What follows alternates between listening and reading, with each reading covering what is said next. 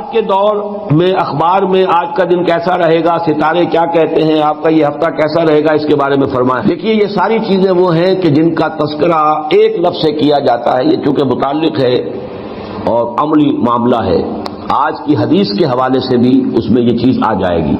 ان کو کہا جاتا ہے آکلٹ سائنسز۔ ایک سائنسز ہیں جو بالکل واضح ہیں، فزکس ہے، کیمسٹری ہے، جیولوجی ہے، فلاں ہے، بایولوجی ہے، یہ کھلم کھلا صاف حواس خمسہ کے ذریعے سے ان کا علم حاصل کیا گیا ہے۔ پھر یہ کہ انٹلیکٹ کے ذریعے سے، پاور آف ریزننگ کے ذریعے سے انفرنس ہوتا ہے، نتیجہ نکالا جاتا ہے، پھر ایکسپیریمنٹیشن کے ذریعے سے پھر اس کی ویریفیکیشن ہوتی ہے۔ یہ علم ہے، یہ سائنس، ایک آکلٹ سائنسز ہے، یہ ہاتھ کی پامسٹری ہے، آکلٹ سائنسز شمار ہوتی ہیں۔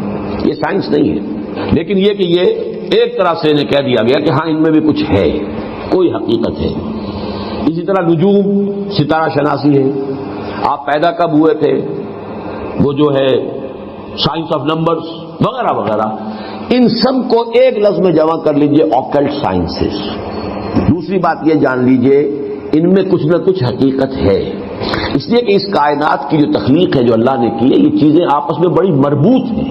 آخر کوئی وجہ ہے کہ میرے انگوٹھے کا نشان کچھ اور ہے، آپ کا کچھ اور ہے، کوئی ایک نہیں ہے، اور پھر یہ کوئی بدل بھی جاتے ہیں۔ کیریکٹر کی ٹرانسفارمیشن اگر ہوتی ہے ذرا تو یہ لکیریں بدلتی ہیں، تو یہ کوئی انڈیکس ہے۔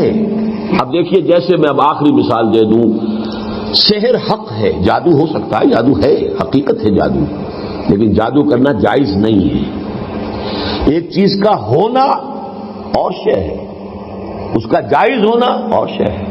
شراب ہے، اس میں سرور ہے، اس میں کوئی تھوڑا سا نفع بھی ہے، قرآن مجید خود کہتا ہے کہ اس میں کوئی اسم کا پہلو بھی ہے، نفع کا پہلو بھی ہے۔ اسمہما اکبر من نفعہما، شراب اور جوئے کا جو گناہ کا پہلو ہے وہ زیادہ بڑا ہے نفع کے پہلو کی نسبت، لیکن حرام ہے، تو ہم تو اس حکم کو لیں گے کہ حرام ہے۔ اسی طرح جادو حق ہے لیکن حرام ہے۔ اسی طرح یہ چیزیں ان میں کچھ نہ کچھ حقیقت ہے، لیکن حضور نے فرمایا، یہ حدیث اب سن لیجئے، جس شخص نے نجومی کی کہی ہوئی بات کو مان لیا، حق سمجھا، اس نے اس شے کی نفی کی جو میں لے کر آیا ہوں۔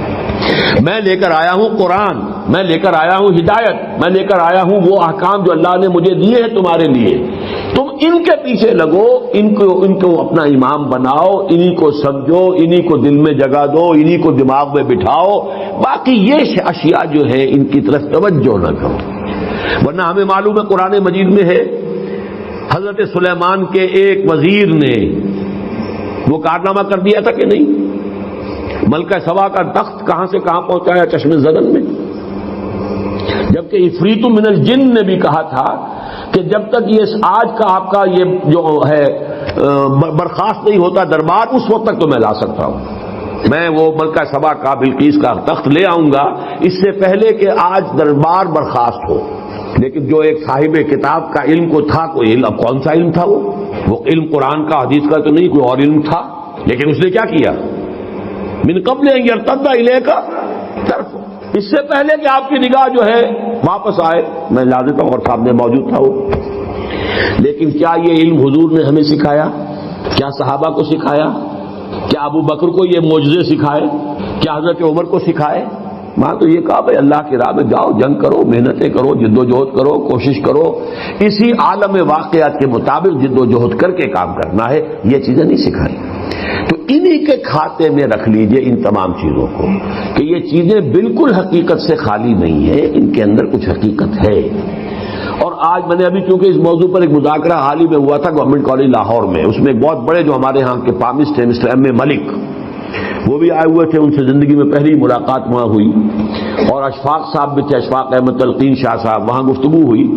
تو میں نے کہا کہ آج کی دنیا میں تو یہ شے ہمیں اتنی معلوم ہے، جینز کے اندر سب کچھ لکھا ہوا ہے، تو اگر ہاتھ کے انگوٹھے میں لکھا ہوا تو کون سی بڑی بات ہے، یہ تو بہت بڑی شے ہے۔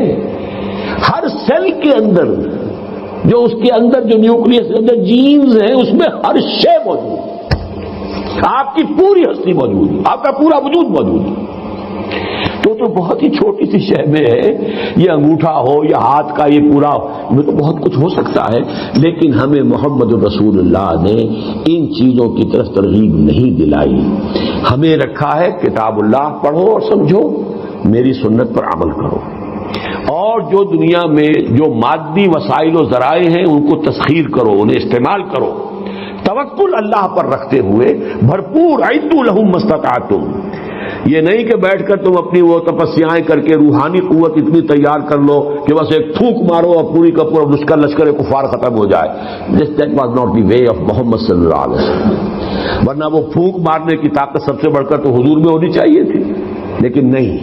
آپ کے بھی دندان مبارک شہید ہوئے ہیں، آپ کے بھی انتہائی محبوب چچا، خالہ زاد بھائی چچا اور دودھ شریک بھائی اور ساتھ کے کھیلے ہوئے ہمجولی اسد اللہ و اسد رسول ہی وہ شہید ہوئے ہیں اور ان کی لاش آپ کی نگاہوں کے سامنے آئی ہے. تو ہمیں وہ راستہ اختیار کرنا ہے ما انا علیہ و اصحابی. باقی ان چیزوں کے بارے میں نفی مطلق کرنے کی ہمیں کوئی ضرورت نہیں.